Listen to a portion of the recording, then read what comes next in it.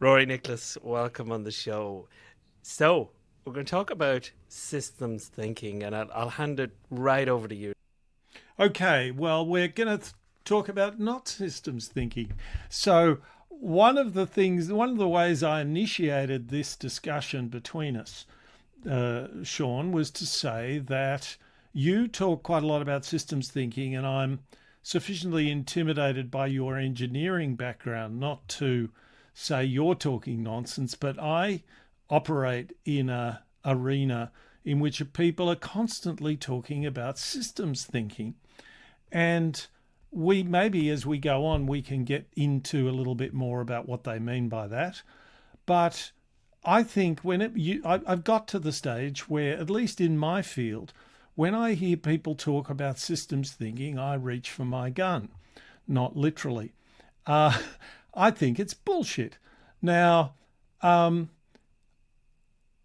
think Rory occasionally, I don't want this to be an attack on Rory, but occasionally Rory, these words will come out of his lips about systems, and I'm hoping I might persuade him that they shouldn't, but I don't mind occasionally people mentioning it. What I mind is them using this expression systems thinking as if they have come up to some threshold of complexity and somehow penetrated through it.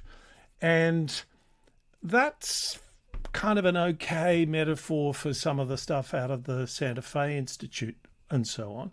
But I'm talking about people who say that they're looking at a program to reduce homelessness, and they're looking through a systems lens.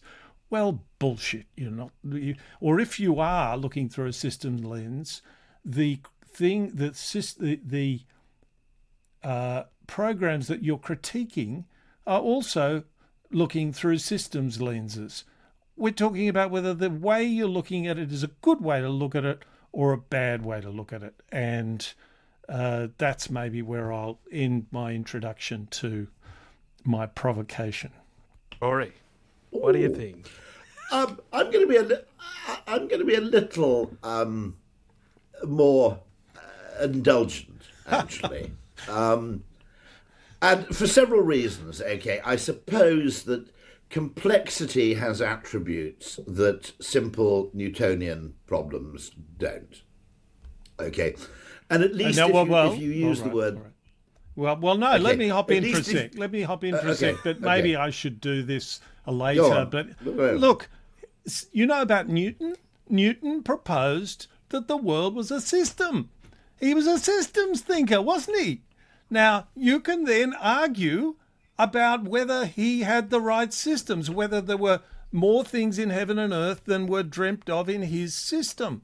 But this is my point, that the Newtonian system was a piece of systems thinking. It's all in the words. Yes, I suppose I was talking in a sense where you're talking about levels of complexity. Yeah.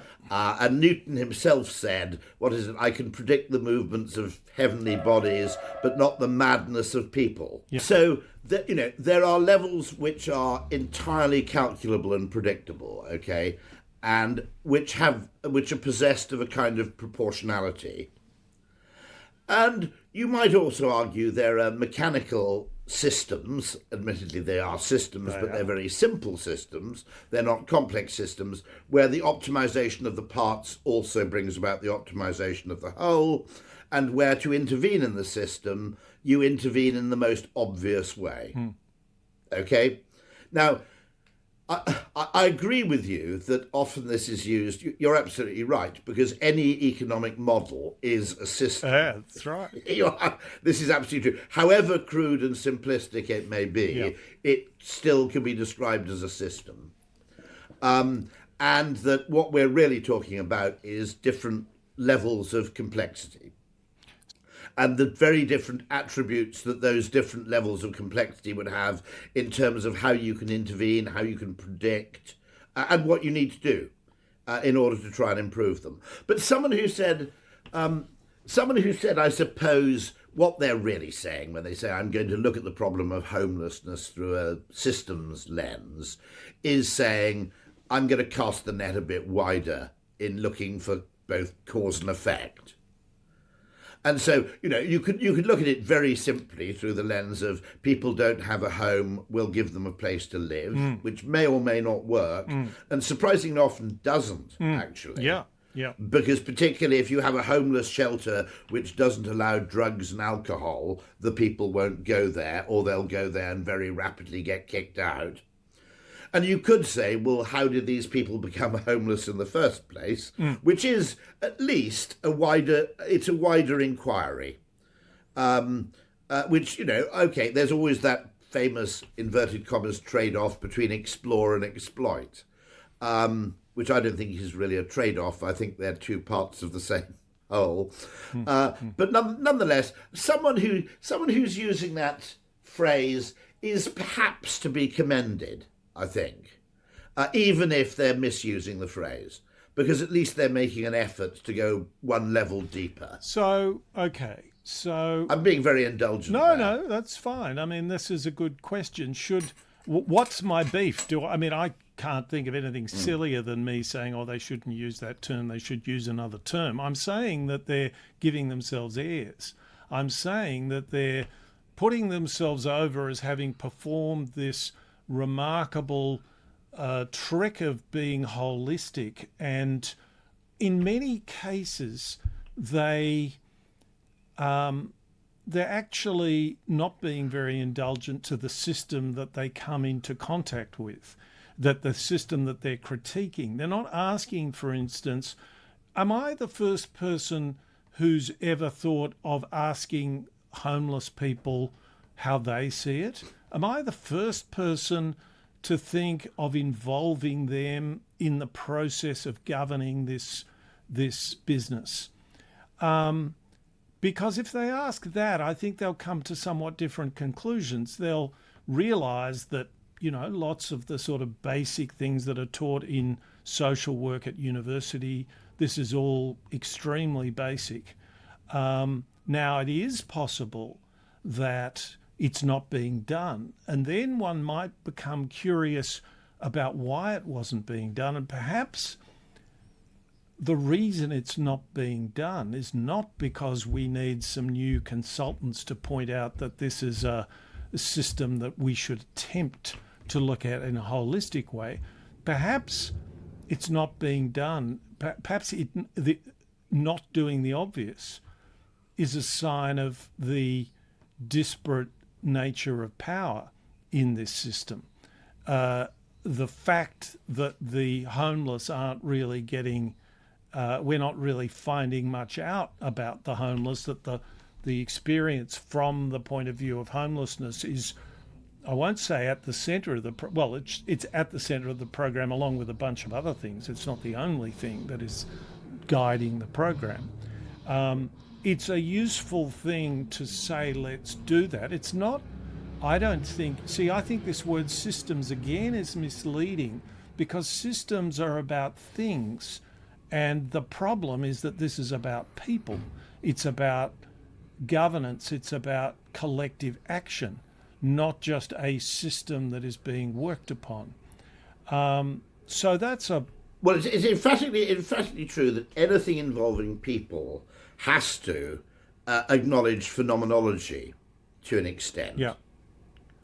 Because perception is part of the system, communication is part of the system. You could argue part of the system. You could certainly argue, and there's a wonderful book. You I think introduced me to it, the Dan Davis book, which is called The Unaccountability Machine. Great book. And his great call for the resurrection of cybernetics. Yeah. Is partly an argument to the fact that effectively economics attempted to make, and actually I would argue a lot of business has attempted to make the flow of money the only thing you have to quantify and measure in optimizing an organization, when the flow of information, for example, is undoubtedly more important, and that emphatically involves perception as well as just simple data being communicated. So, I think you also have to get anthropological if you're to understand a business as well. In other words, not all human things scale perfectly. Groups of 10 and groups of maybe 150, if you believe Robin Dunbar, have attributes which don't replicate if you make things bigger. Eleanor Ostrom was also onto that whole question, of what you centralise and what you localise. I don't know what Dan's opinion of Ostrom is, but I imagine he'd be a pretty big fan. So what I think is interesting, though, is that if the person is saying from the lens of system thinking, and this is where I get conservative, perhaps unexpectedly, from the point of view of saying, let's redesign a new system.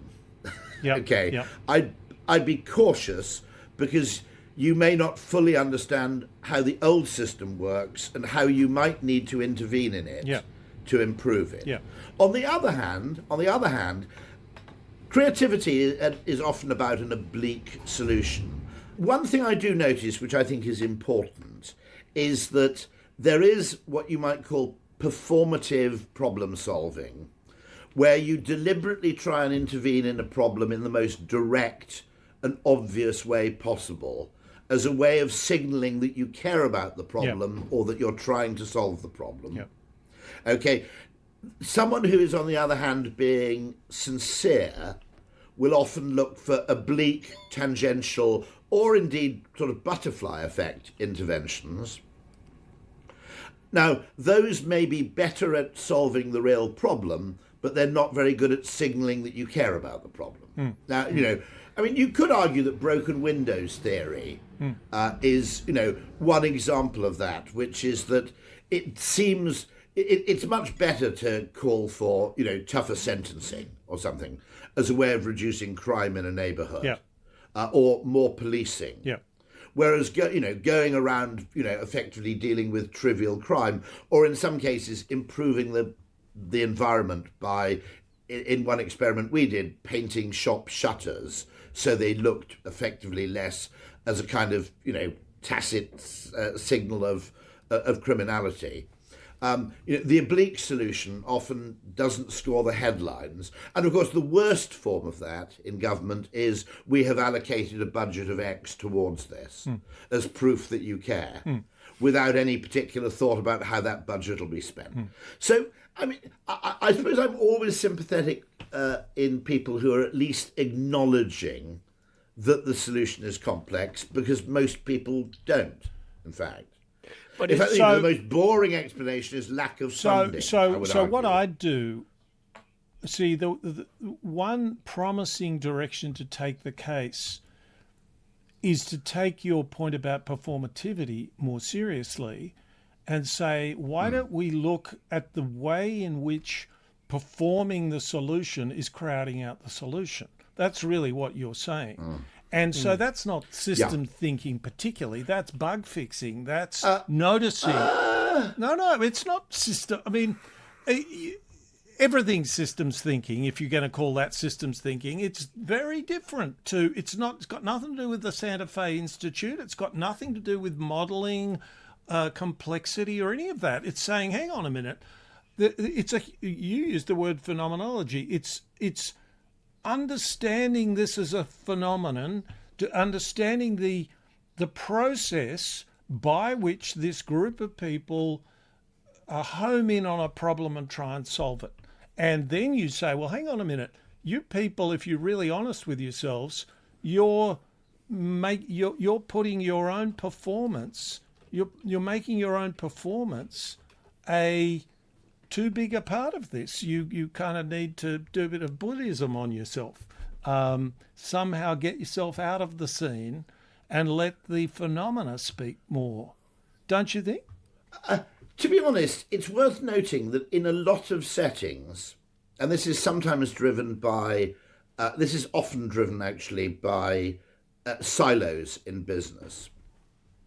you get people who are entirely fixated on one metric, to the exclusion of consideration of how this may have second-order effects.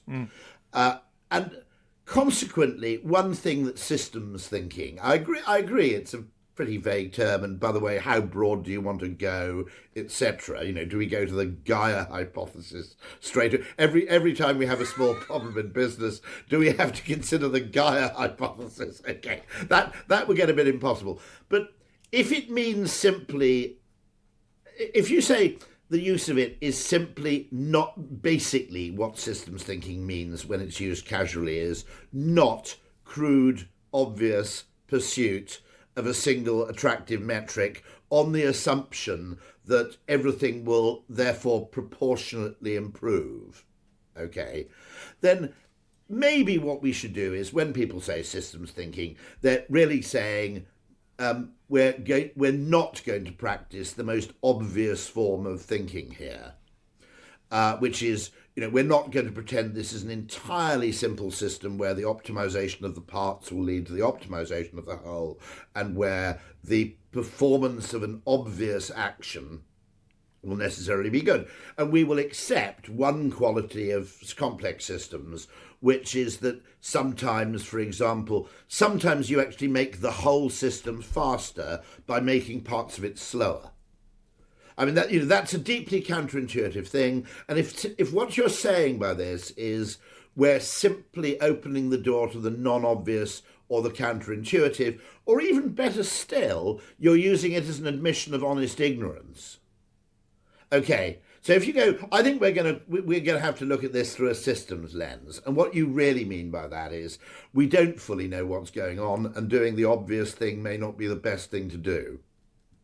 Then it's a form of progress. It's what I'm saying is it's inverted. Okay, if you invert it in the kind of Charlie Munger way, where I always say that McDonald's isn't the most successful restaurant in the world because it's really good. It's the most successful restaurant because it's really good at not being bad.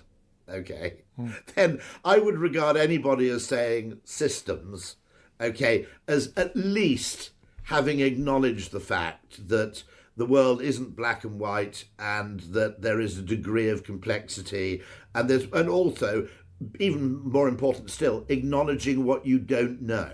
So, I mean, I think that Daniel Kahneman phrase, "Wiziati," what you see is all there is undoubtedly a human bias, which is you have the metrics and the data you happen to have to hand, you optimize for those, and you walk away happy. Okay, that happens a lot. So anybody who's simply going, maybe we don't know everything here that we need to know, or we haven't considered all the factors we need to consider. Okay, I agree with you. Their use of language is imprecise, but it's kind of better than nothing.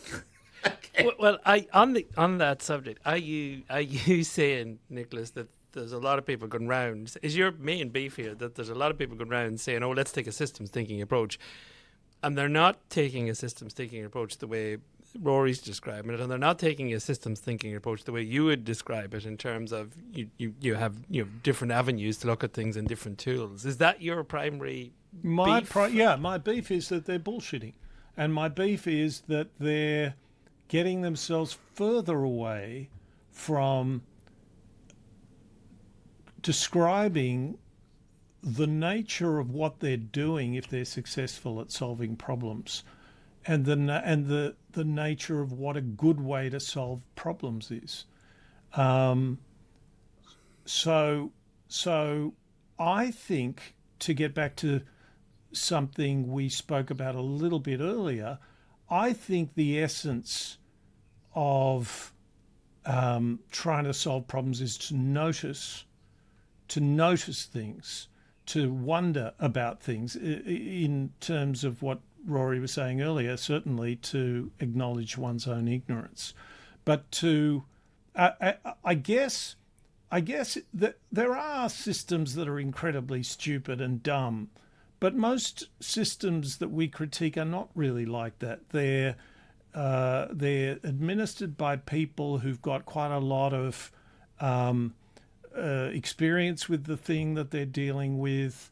They're thoughtful enough, And what we're going to do if we want to change something is we're going to say we understand enough about this to identify some weaknesses in it and to identify some new approaches and to then test them and all that kind of stuff.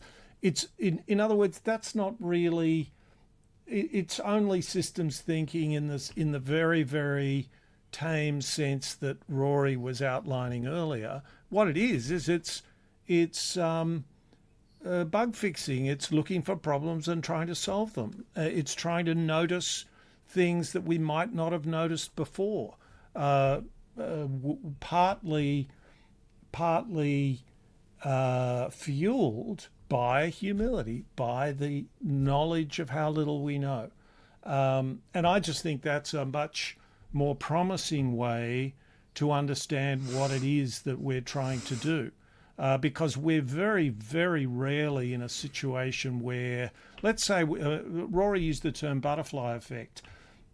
It's true that systems of all kinds have butterfly effects, including Newton's systems. You know, the three body problem. Three body problem. Yeah, if you have three heavenly bodies, celestial bodies. I love those terms.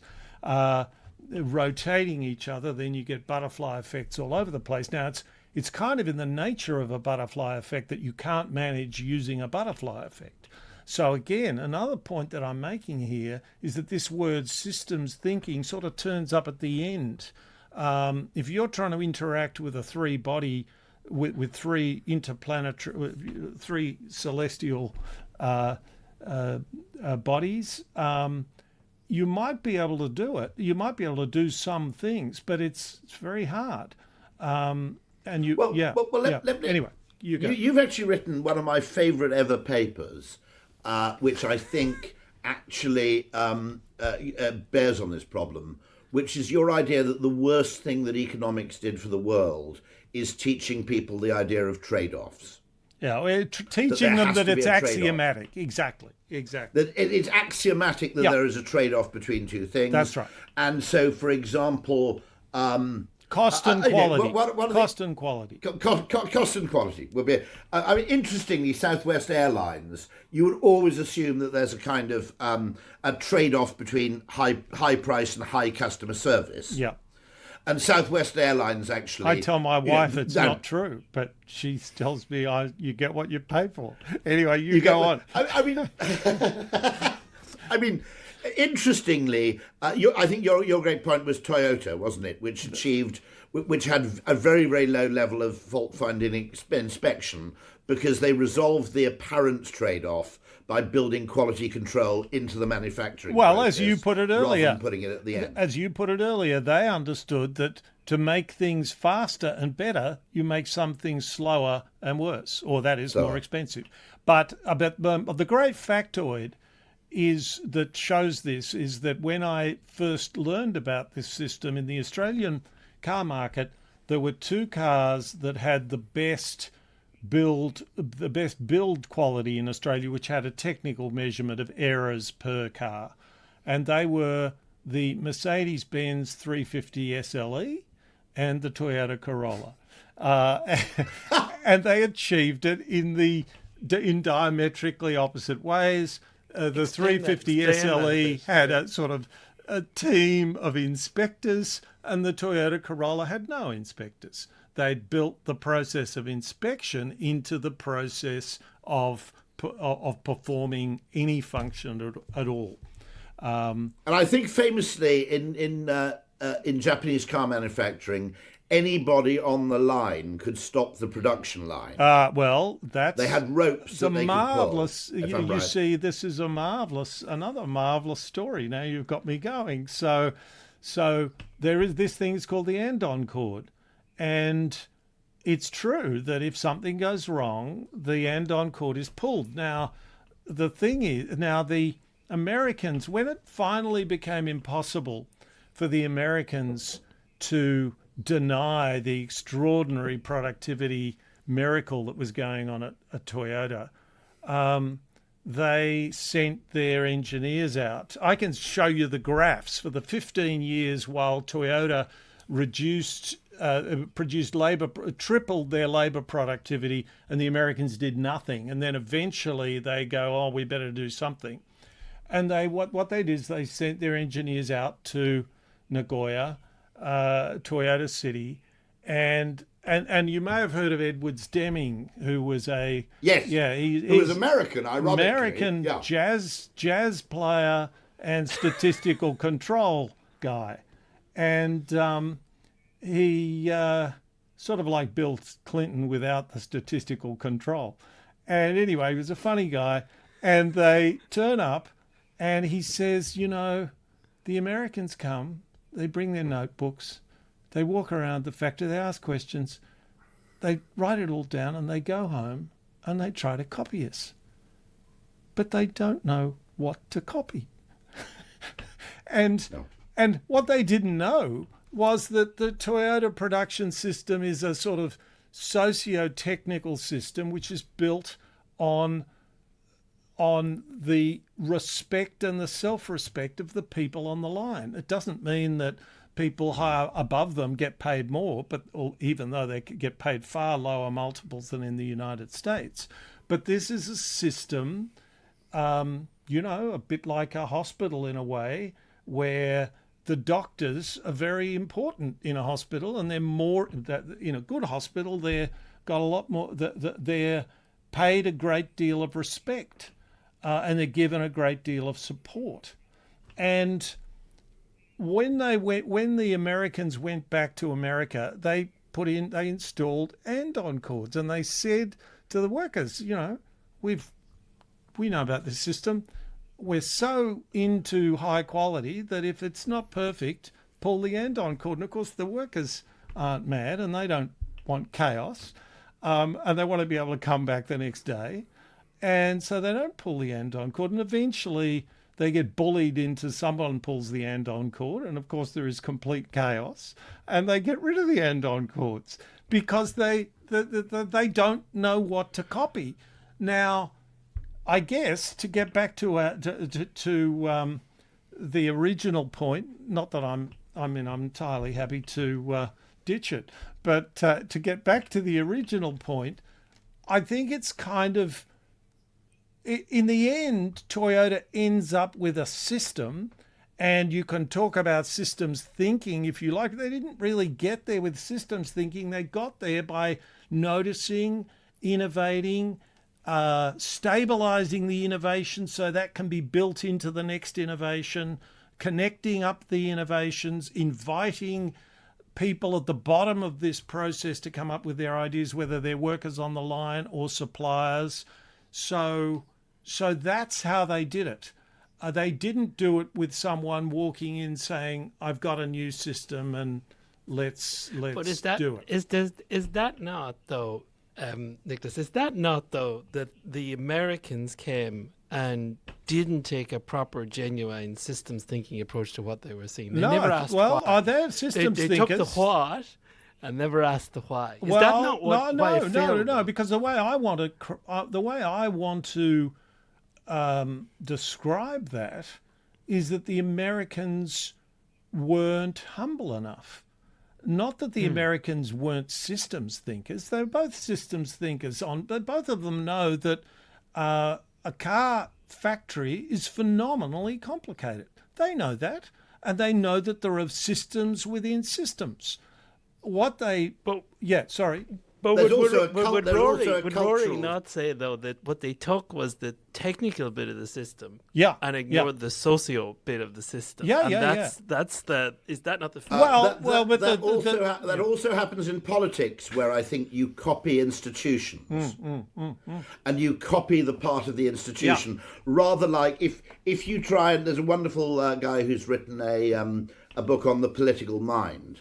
I'll try and dig out his name in a second. He emailed me a couple of days ago, and he made the point that that you try and impose on Afghanistan what you might call American systems of government, with no clue about the sort of systems of patronage that are already in place, etc., in other cultures, and you're copying simply the visible part of something, without any attempt to understand. And of course, probably the culture in a Detroit car factory was not the same as in a Nagoya car factory for all kinds of reasons. I would argue, by the way, that I think the shareholder value movement is an absolute cultural catastrophe, because it's one of these things that there are a lot of things that make perfect sense, but they're actually stupid. Yeah. In reality. Yeah. Yeah. And I would argue that the shareholder value movement agree. is an example like that. Yeah. And is that because it collapses everything to money? Is that it reduces everything to money? It also creates in any business. I would argue in any non-financial business, there are a lot of people who are principally motivated by doing a good job. Yeah, absolutely. And I would argue that if you look at human psychology, serving the customer, or in the case of an advertising agency, the client, is something which is kind of innate, that you want to do a good job for somebody else, yep, whom you know. Yep. That's an innate motivation. Or if you're a doctor, the urge to care.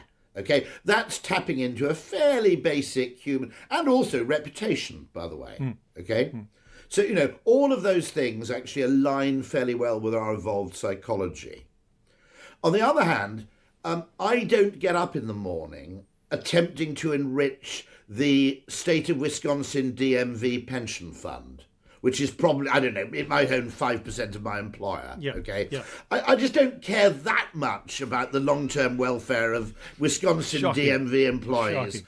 for it to actually motivate me. Yeah. Okay. Now, what then happens is you get a misalignment by the people at the top who are heavily bonused by shareholder value. And so you get this weird cadre at the top who are motivated because they're effectively mercenaries. Yeah. Okay. That's right. Exactly. Okay, right. At the top. And because they realise their interests are completely misaligned with the people in the hospital or the advertising agency, they therefore have to adopt a command and control mentality towards their employees. And so you end up with an organisation that has no volunteers. It has mercenaries at the top and conscripts at the bottom, effectively. Yep. And the most extreme case of this is in the great Roger L. Martin, who you must know, the Canadian business guru, who actually sat on the board of a hospital. And the chairman of the hospital board, or the person who ran the hospital, had started as a neonatal nurse. Okay. And at some point, someone suggested it might be beneficial to her if she were actually bonused on reducing the rate of infant mortality.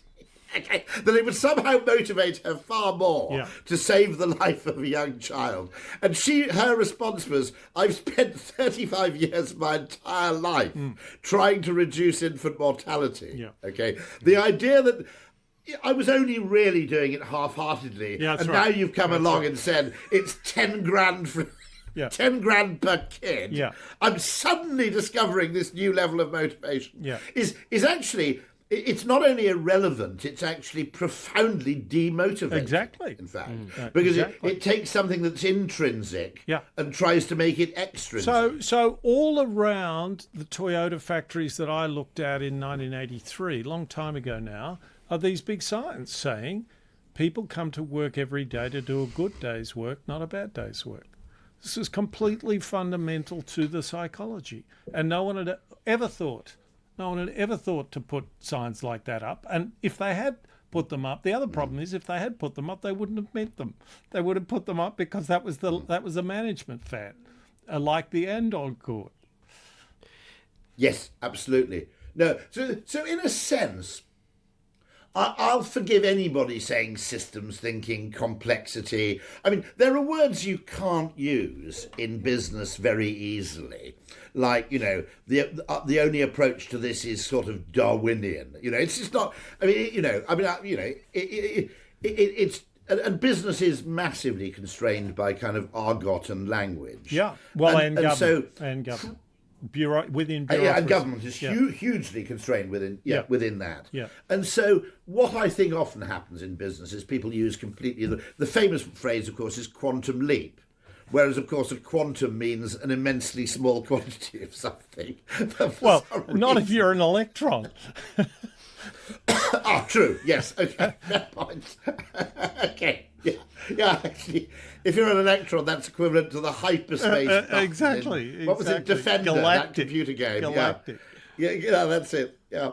But I mean, in some ways, I'm always quite indulgent.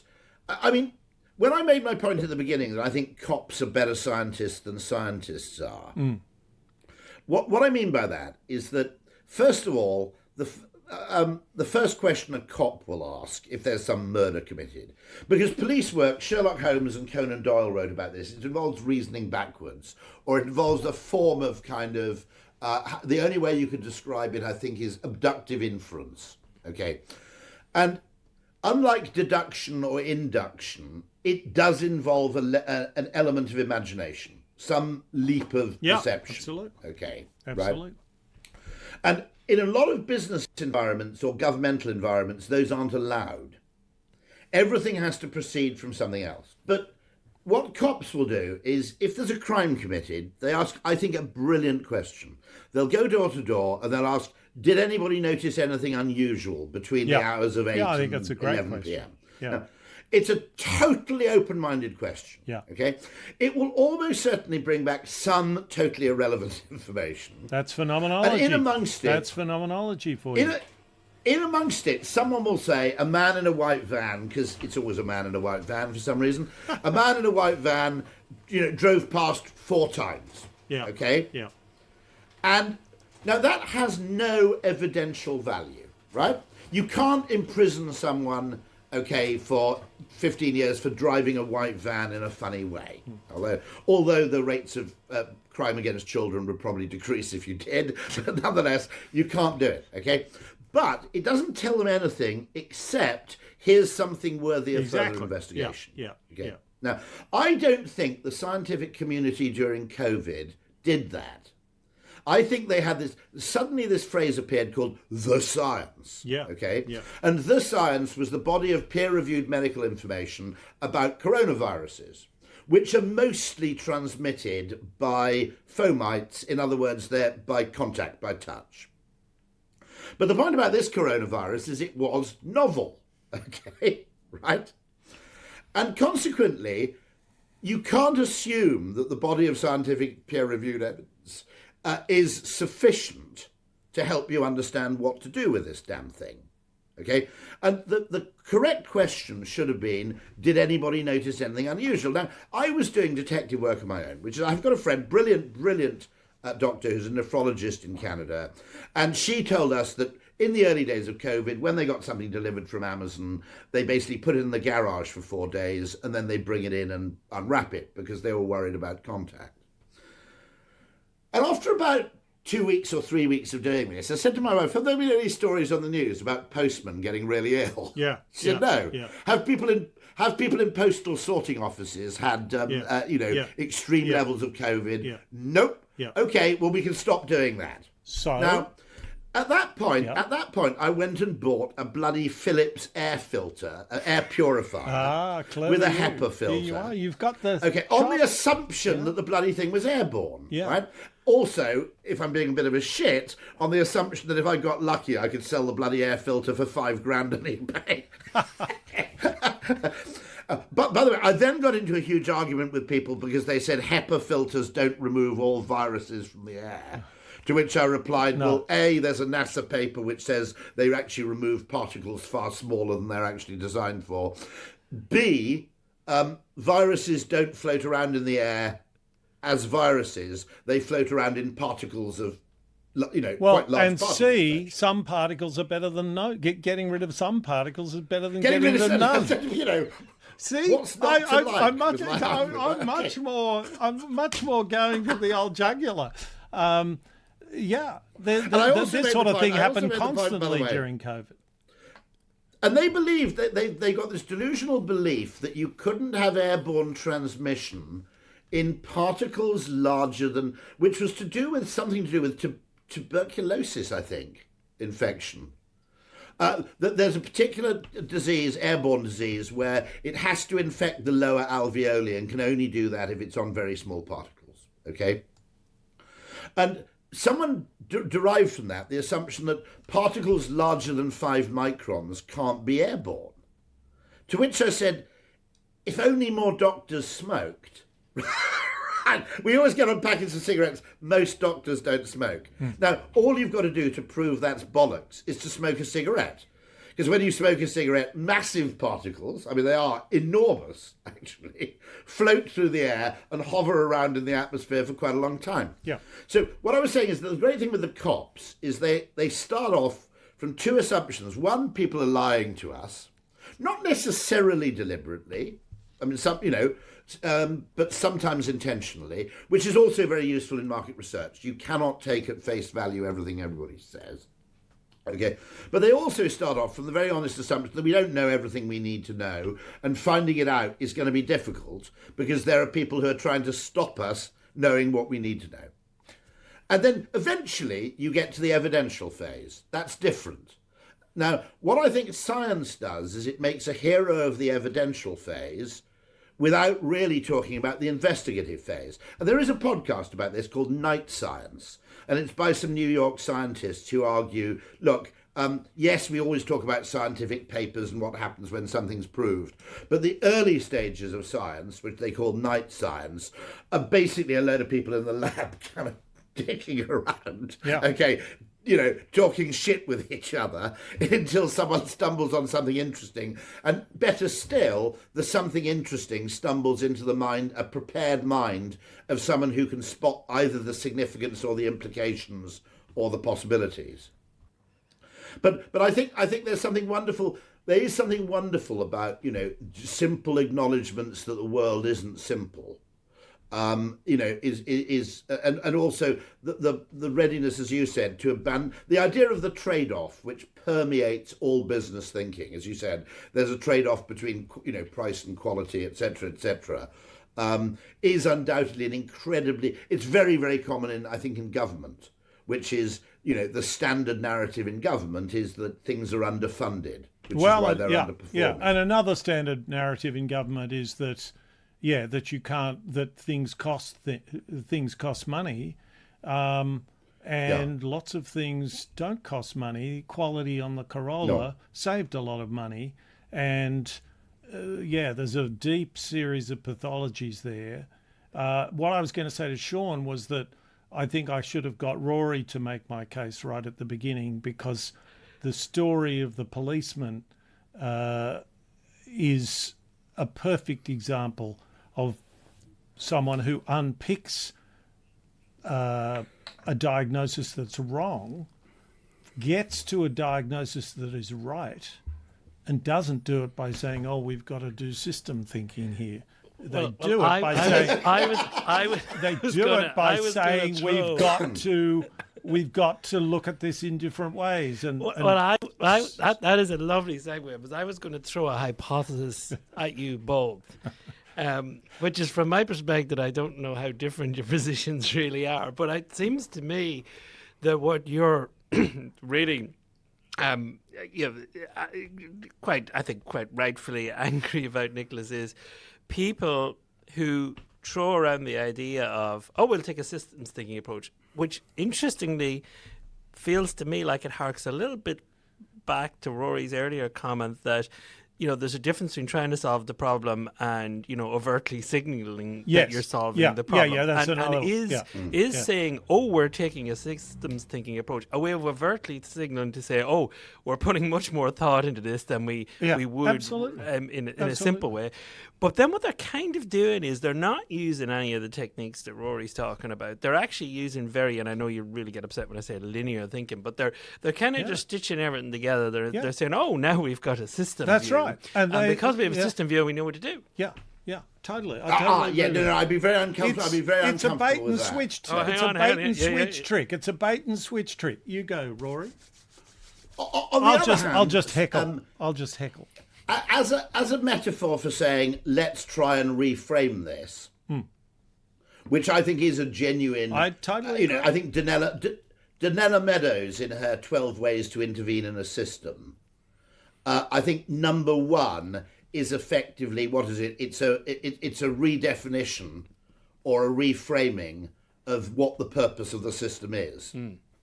Yep. Okay. So in other words, if you stop seeing a lake as a source of water supply or whatever, and you start seeing it as an amenity, you know, that the capacity to reframe, okay, is, I think, the highest thing in Donella Meadows, the late Donella Meadows hierarchy of, you know, ways to intervene in a system. The other interesting thing, by the way, is I think that I don't think there's a process for solving these problems. I think there are checklists. Yeah. I don't think there's a process. And I think there are tools, and there's thinking models to help you reframe. There are tools. Now, the biggest lie in advertising, which we have to continually propagate, is that there's a process to producing a great advertisement. Okay. Yeah. Now, the reason we have to pretend there's a process is because there are people called procurement people who demand to know what we're doing at every single stage of the game. Yeah. Okay. Yeah. And so we have to pretend there's a process. Now, a wonderful advertising guy called Paul Feldwick wrote the actual honest. It's rather like the honest, you know. I mean, undoubtedly, if you'd allowed him the chance, Fleming would have rewritten the discovery of penicillin as though it were what he intended all the way along. Yeah. Okay? Yeah. If he would have Fleming gone, had been and a in less another time he honest would have person- gone and got a patent too. It was a different time. Yeah, by the way, I think the British should demand reparations from everybody else, because we gave away penicillin. Yeah. And I'm not kidding. Chain, I think, wanted to make money out of it. But the other two, I'm not making this up, thought it would be deeply immoral to seek to profit from so I actually met, you know, it was Heatley. Florey, Chain and Heatley were the three people who actually worked out how to make penicillin after Fleming had discovered it. Yeah. Heatley didn't get a Nobel Prize. I met his daughter once, and she lived, from what I remember, she lived in a pretty nice cottage in Oxfordshire. And I do remember thinking, actually, you should be on a fucking super yacht, you know, at the Monaco Grand Prix. Well, look, you're talking to the seventh cousin. I'm reliably informed by Genie.com. You're talking to the seventh cousin of Rosalind Franklin. So there's a few reparations I'm going to be asking for. I've got a good one there, which is when I was about 21, I inherited £1,000 from a great aunt who died. And the £1,000 effectively came from the investments of her husband, who had spent his whole life investing a modest but sufficient amount of money to live on that he'd inherited from his father. His father had invented the Caterpillar track on the eve of World War I in the UK, a man called Roberts, by the way. And as a family, we always thought this was slight mythology, and then my father actually researched it and found it was true. He sold the patent for the Caterpillar track to a company which was called, I think, the California Tractor Company. I thought, oh, well, you know, never mind, I only got £1,000, but it looks like the California Tractor Company never really went anywhere until I learned later Caterpillar. They rebranded themselves as Caterpillar. Yeah. There you go. Anyway, I got £1,000 out of it, so, That's you good. know, That's hey, good. you know, swings and roundabouts. That's good. That's good. Now, Sean, you're going to have to try and, you know, make... By the way, the- on intellectual No, property, you're not. can I have a rant on intellectual property? Yeah, The please do. Nat Show is called the Nat Show because it's named after a man called Nacho who invented it by accident. Okay? By accident. Nacho is short for Ignacio, and he was called Ignacio something or other. He ran a cafe in Mexico, just south of Eagle Pass, Texas. 5 wives of USAF pilots who are based at Eagle Pass go across the border for the day. He's run out of food. He rigs up these. He's going, all I've got are these kind of tortillas, and I've got a bit of salsa and a bit of avocado, okay, and a few jalapenos. That's all I've got left. Look, I'll just bash this in the oven. Yeah.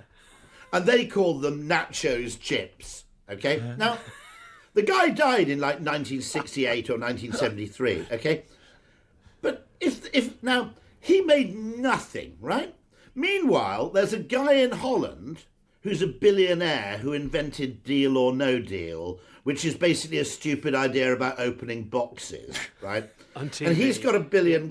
Yeah. Now, something's got to be done about intellectual property, where the guy who invents the Nat Show, who has created inordinate wealth, okay, Yeah. all over the world, well. right? And he did get quite famous. I mean, in fairness, it wasn't as if he died before his contribution was acknowledged or anything like that. But there's no justice in the world, is there? There's no justice, but there is utility, because there's a good reason why recipes aren't patentable, because you just have to imagine a world with millions of people saying, I invented the nacho. No, I invented something very like the nacho 2 weeks beforehand. But how is that different from penicillin or pharmaceuticals? Oh, the difference is that people are innovating in ways that are useful at scale, millions of times in every place every day, whereas someone comes up with a useful molecule very rarely, and these days can only put it on the market after they've spent $1 billion jumping through more hoops than they should have. No, I do have an interesting system psychological suggestion to intellectual property, by the way, which is that most people who have an interesting idea would be better off if lots of people could try out the idea to see where it was most applicable. Yeah. Okay. Yeah. And I also think that most people who have an idea patent it, not because they're frightened that someone else makes £100,000 out of it. Okay. They're frightened that someone makes 20 million. But if you had a system of patent where you said everybody's free to use this, okay, the only deal is if you make £100,000 out of it, if you make £500,000 out of it, that's yours to keep. Yeah. Yeah. But if you make 10 million, it's payback time. Yeah. I think you would actually have vastly greater innovation, because loads of people could play around with these things at the early stages, and a few of them will get lucky. Because I actually think, by the way, I'm going to say something really outrageous here, but I think it's useful reframing. They always talk about the Industrial Revolution. Yep. Okay, it wasn't just an industrial revolution; it was a marketing revolution, and nobody talks about that because the steam engines survive, but Chippendale's showroom or Josiah Wedgwood's marketing catalogues don't survive. But concomitant with the Industrial Revolution was actually people working out how to sell at scale, not just how to manufacture at scale. And we never talk about that second part of it. But I think without the marketing revolution, you would have just ended up with a load of bloody china piling up somewhere in a warehouse, right? But everybody Steve Jobs is a marketer, right? But everybody who's a successful marketer wants to rebrand themselves as an inventor. Because it's a higher status thing. And I think what we do need to do is we need to reframe salesmanship. One great reason why the American economy is so robust, I think, is because they rather like the Japanese fundamentally venerate high quality manufacturing. I think the extent to which the Americans venerate salesmanship is actually hugely valuable. Dan Pink's written a whole book on everyone being their own salesman. I think it's called "To Sell Is Human." I think so. I think that's what it's called. A quick segue, just pure curiosity. Of course. If the US venerates salespersonship, shall we say, what does Australia and the UK venerate at the moment? They put a salesman in the White House, right? I mean, the last election was do you want to make president the head of sales or the head of HR, basically. There's a great article in The Atlantic, the HRification of the Democrat Party. Yeah. And they are a bit like the company's HR department, which is they're well-intentioned, but they're kind of a bummer. Yeah. You know? Yeah. And they're not really on your side either. Yeah. That's the other thing about the Democrats and HR. Yeah. They pretend to be on your side, but don't really trust. Yeah. So you haven't answered the question. You haven't answered. Oh, sorry. What does the UK and what does Australia venerate? And I'm assuming we they're venerate maybe not necessarily the same thing. We venerate sporting excellence, and we produce a lot of it. We are, to my surprise, I've discovered Australian culture is less interested in ideas than British culture. I attribute. Do you think? Whoa! Sorry. I don't doubt that in 1957 that was true. No. Well, this is the great discovery. This is my great discovery. I have a Dutch friend who always argues that the only problem about living in Holland is that the Dutch outsource interesting thinking to the Anglosphere. Yeah. To the UK. Yeah. And he argues they get everything basically right, but they kind of outsource the interesting thinking. Yeah. It's very interesting that even though everybody in Holland speaks, my book Alchemy was translated into Dutch very early on, even though it's largely unnecessary to translate it for most Dutch people. It still hasn't been, it's been translated into Korean, it's been translated into traditional Chinese, Georgian, okay. It still hasn't been translated into French, German or Spanish. Okay, so there's a very weird way, by the way, in which this happens. It's very strange. But there's certain, but I think you're denigrating Australian thinking. I mean, likewise Canada. I think that occasionally people want to fly me out, and I go, but you've got really interesting marketing thinkers in Australia. Why do you need to import me? I genuinely don't think that's true. I find Australians incredibly interesting and that's a different and creative. Thing. That's a different thing. Okay. Anyway, I won't try to. Okay. I won't try to defend it. I was going to say something else, but it's slipped my mind. You didn't invent the flat white. Admittedly, that was the New Zealanders. Was it? Him up. Was it? Well, we didn't invent. Pure wine tap. Pure wine tap. Sorry, it's like pisco, which is variously invented in Peru or Chile, and if you get it wrong, they kill you. Basically, it's one of those weird sort of. So, what's venerated in the UK at the moment? That's an interesting question. The UK's sort of lost its way. I don't think it's got anything to do with Brexit. That would be the standard narrative. I would argue, by the way, that there's something, I'm going to talk about this because what I would do if I were the UK, is there is this body, this campaign called CANZUG, which basically means you should take Canada, Australia, New Zealand and the UK and basically have freedom of movement between them and, complete free trade. It's an old idea. It's called imperial preferences. Yeah, but I was thinking of it as a bit more kind of evenly spread. Okay, I wasn't suggesting that. However, if you think about it, if those countries were French-speaking, okay, the French wouldn't give a shit about the EU. If the president of the United States was called Jacques, okay, and the whole of Canada, Australia, and New Zealand, for example, spoke French, the French wouldn't give a shit about Europe. Okay. And it does strike me as strange that you have four countries which are extraordinarily similar, always vote the same way at the United Nations, broadly speaking, have the same legal systems, the same language, and that no attempt is made at closer cooperation. I mean, apart from anything else, I mean, a majority of popular opinion in all four countries supports the idea. And by the way, I remember this. I partly had this idea because I spoke to someone in Ireland who said, and this is a very interesting thing, one thing that's interesting about the EU was what people didn't consider, okay, which is language. Now, bluntly put, lots and lots of people can go and work in an English-speaking country because they've already learned English, okay?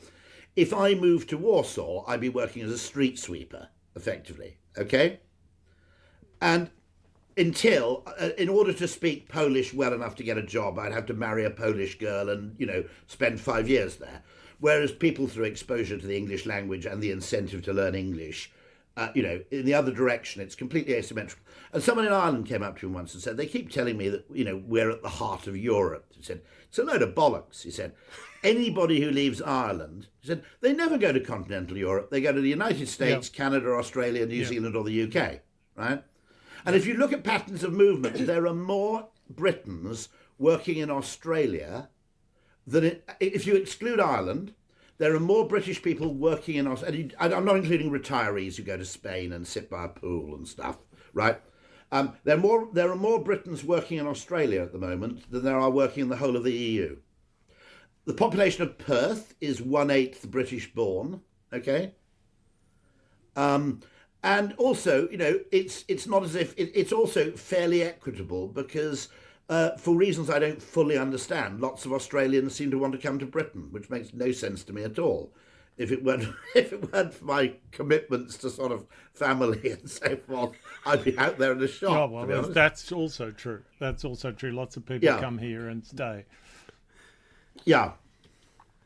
But no, I mean, it always strikes me as interesting because it strikes me as one of those ideas which never gets considered almost because it's too obvious. I mean, what's the obstacle to such an obvious idea? Well, there's a new obstacle, which is called Donald Trump.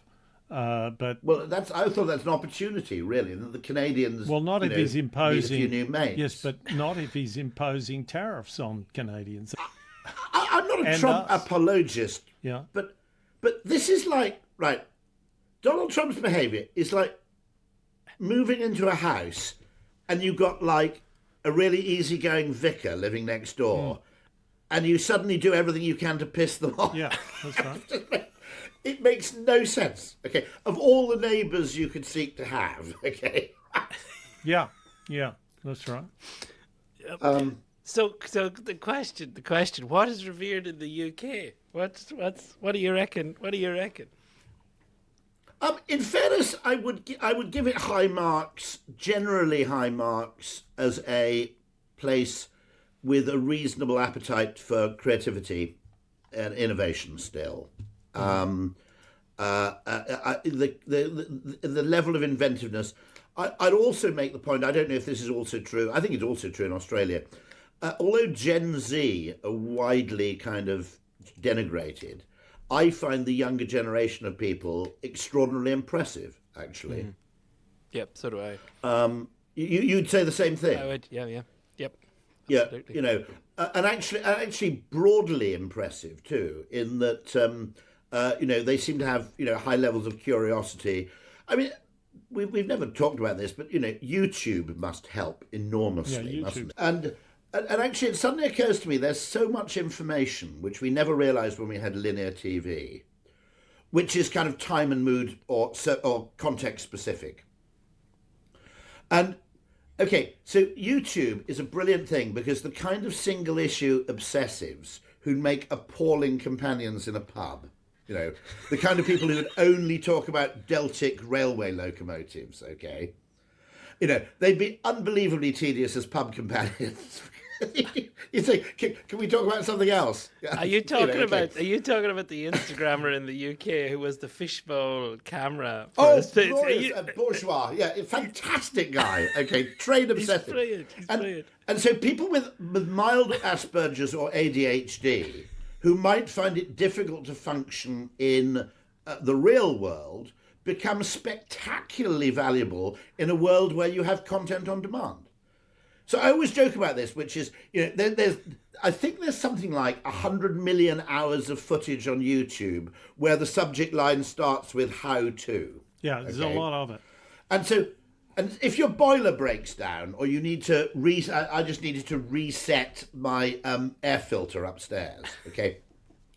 Someone's made a film about how to do it. Yeah. The film I actually watched that told me how to do it was actually in Hindi, but I could watch closely enough to understand what the guy was doing. So AI is going to in my life, AI has now disintermediated a lot of that. So I now ask AI, I say I'm on a I've got Sennheiser earbuds and I can't get them to connect up with my Android, and it's incredible. But it just strikes me as what's so funny is you have these moments of footage like how to repair your boiler, which would literally be the worst television in the world. Yeah, that's true. It's a very good point. Until you need to repair your boiler, right? Yeah. Switch of frame, exactly right. Switch of frame, right. And it's better than Hitchcock. Well, let me say something quite serious. The thing about AI is one of the things that AI is teaching us is that facts are not facts, that our relationship with the world is a question asking and getting answers relationship. It isn't that there's a model of the world in our heads and we're after maximum correspondence with the world. No. It's we want to there's this world out there that is just an immensity in every direction, and we have this need to ask it questions, get it to do things for us, work out what we can do and what we can't do. And AI is helping people see the reality of that. Whereas that idea, was much harder to explain before. I think that will become a much more fundamental idea. I mean, it's probabilistic, not deterministic, which is important, isn't it? Which is the only way you can, But the other thing I think is that I think AI will only reach its full fruition when the AI people read the work of people like Ian McGilchrist. Why? Because it seems interesting to me, the fact that the brains of virtually all sophisticated living moving animals are split into two. Yeah, yeah. And that they perform the same task. Yeah. Worms. Yeah. Okay, and the fact that they perform the same task but in complementary ways. Yeah. With a kind of conversation between the hemispheres, if you want to call it that. Totally agree. And the fact that you need to have one part which is reductionist and another part which is kind of expansionist. And I think it comes down to that thing in algorithm design and animal foraging, the explore-exploit trade-off. Okay?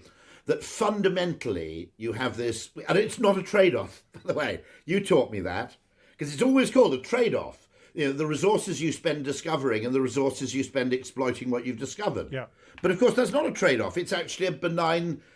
Someone with an Eastern mindset, familiar with yin and yang, would see that as the unity of opposites. Yes. That you need to exploit to fund exploration, but you need to explore to direct exploitation. Yeah. So the idea that there's a trade-off between the two is fundamentally erroneous in the way of looking at it. And is that not a way of thinking of things like a system? Yes. You're probably right that actually it's a reframing of the thing as a whole rather than as... Sure. So Ian McGilchrist's point would be that the non-systems thinker, see what I mean, would just reduce something into its component parts. Yeah. Okay? Yep, agree with that. And the capacity of the right brain is to see something holistically in its entirety, using, in many ways, probably looking at things that are actually incommensurable as well. And this always interests me in the difference between consumer decision-making and business-to-business decision-making. Because your wife, when she buys something, can use heuristics like you get what you pay for, right? Okay? Which is not a bad heuristic, actually. No. Okay? Because, after all, if something's been on the market for a while at a higher price, it probably means that, you're using social intelligence there through the price mechanism, etc., etc. There's also weird shit, by the way, which is a lot of high spending is driven for anthropological reasons to mark an occasion, not for utility. So Joe Fattorini, great wine expert, makes this point that people spend more on wine because they want to show hospitality, show generosity, or mark an occasion. It's not really about the wine. Okay, it's about saying this is special, and so I always ask. It doesn't really work for men, but for women, if your best friend gets married, you could actually go to ASOS and buy a £15 dress, and unless it's Anna Wintour's wedding, no one's going to really know, right? But you don't. You go and spend $400 or something at Rixo because the occasion just requires it, and so. My article in The Spectator today is about a proposed Veblen added tax.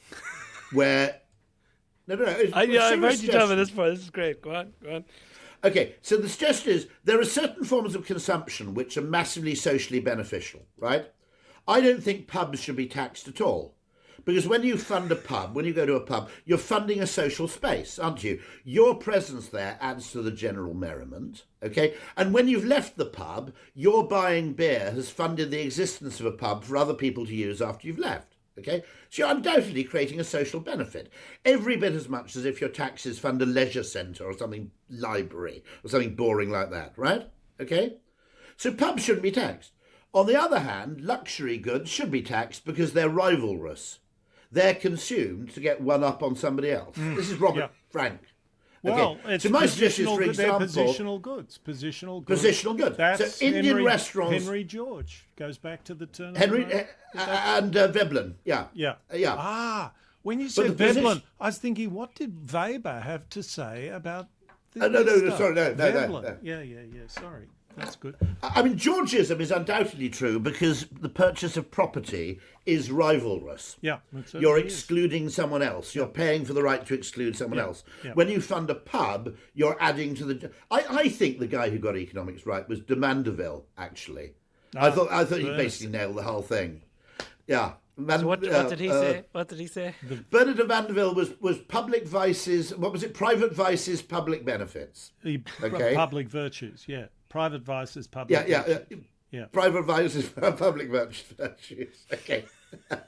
And I mean, actually, Adam Smith basically got the idea from Mandeville to a large extent, I think. He was trying to make the world safe for Mandeville, basically. He was dressing it up. And but if you literally had a world where... So one of my suggestions is, Greggs and Indian restaurants, 0% Veblen added tax, because they're intrinsic goods, right? An Indian restaurant, right? There's no social signalling value. It's pure enjoyment, right? Italian restaurants, 5 to 10%. French restaurants, 100%. Right? We will get you to explain all this, Rory, and I'm sure everyone will just quickly agree, and there'll be no problem. But it is good. I think it works. The more intrinsic something is, it's subjective. I agree. Right. And in France, that system would probably have to be changed, obviously. I think so. But no. I mean, I think I think there's some very interesting stuff. I think what's so interesting about economics, by the way, is that if you said we're going to take a systems approach, now the current sort of very lazy economic approach is undoubtedly a system, but it's unbelievably crude. And what's significant, I think, is the attempts to improve it are more interesting than the attempts to practice it. In other words, most interesting work out of economics emerges from trying to correct the errors of the existing model. Mm-hmm. I described it to the Institute of Economic Affairs in London. I said following economics is like following a Formula One team that has a shit driver, a terrible car, but a brilliant pit crew. Yeah. Because all the all the interesting activity is in the attempts to repair it. Yes, very much so. Very much. I like that. Okay. So, I mean, Austrian, Georgian, and you look at all the distant schools of economics and you go, hold on, there's a lot here which everybody else is missing. Okay. And you go to conventional economics and you go, there's a lot here which everybody is over-focused on. Yeah. Oh, well, that's true. No question. I am loath to even attempt to bring this to a close, but I'm immensely enjoying listening to both of you. But can we have some closing thoughts on the original argument on systems thinking versus not systems thinking? I think it's yeah, go on, sorry. Oh, well, are you actually saying the same thing and maybe even joined with a common dislike for people who bandy the word systems around but actually don't take an approach consistent with it? I think that Rory has shown that I'm wrong, and that the only arguments that have been produced in my favour are paradoxically from Rory. So, like what? Explain. Well, okay. I think we've heard many examples of many things from Rory, and I don't think there's a single one that is an example where which came from the reframing of this is a complex system. This is a complex system is an ex post rationalization, and where the insights are coming from is from the attempt to notice the dissatisfaction with the way things are being described. We just had an extremely good example with the way things are described by modern economics. It just leaves out vast amounts of the world, some of which could be useful in trying to make it better. So that's what thinking is almost always. And this thing about systems thinking is kind of an artifact of of our love of the conclusion without bothering with the reasoning to get there. And the reasoning to get there is not systems thinking, it's noticing, building, trying things out, and this is what Nassim calls stochastic tinkering. Yes, nice. And I think where you're absolutely right is that what a lot of systems thinking is trying to do is trying to replace one system with another system. Yes, exactly. Which is absolutely fine if the inputs are completely stable and controlled, and you want a repeated output. Yeah. I mean, they can. You could argue in a production line, a high degree of systematization is good. In an advertising agency, a high degree of systematization of any kind actually is dubious, because what you're really doing is waiting to get lucky. And I think the really important thing about that is that there are a lot of things which you can never sell in a business context because the finance department always demand complete predictability. Okay, but the trouble is there's no data about the future. Okay, so if you want to do something significant in the future, you have to do you have to place a bet, and you have to basically just maximize. Nassim Taleb calls this increasing your surface area exposure to positive upside optionality.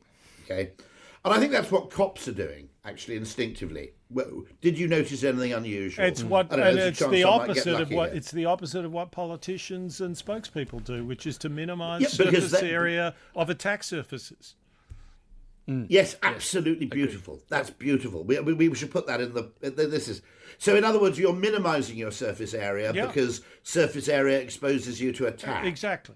Now, this is, of course, very interesting in terms of the nature of fame, because I've accidentally become famous. Yes, I know. Okay, through TikTok. Yeah. Now, the benefit is not that it helps you achieve Sean, I've followed this man around Kilkenny in Ireland, and I can tell you he gets stopped. At Kilkenomics. Yeah. Selfies. Yeah, you get your selfies. But the really interesting thing about being famous, and I don't think our advertising clients understand this, it's not that being famous helps you achieve what you wanted to achieve all along, but more so. Yeah. It's that it brings you opportunities that you never even were aware existed. Yes. Because it changes the direction of travel. Yeah. Yeah. In other words, businesses who I've never heard of come to me and say, can you help us solve this problem, which I've never even envisaged? Yeah. Okay, and that's how fame works. Now, interestingly, if you're paranoid about reputation, you seek to minimise fame because, of course, it's a source of vulnerability. Yeah. But actually, I'm now coming back to agreeing with Nick by saying that a lot of systems thinking is actually attempting simply to improve a system where what we actually need is maximising opportunity. Yeah, that's right. And we know how to do that. We don't know how it's going to pay off. Yeah. Okay. Yeah. That's the other thing and I would argue that's why a company should advertise. They shouldn't advertise to achieve an objective they've already defined. Yeah. They should advertise to discover possibilities they've never even envisaged. Killer apps. Yeah. Yeah, exactly. Yeah. Yeah. Okay, I could honestly continue this all night with you guys. Thank you very much. It's been a wonderful chat. Thank you.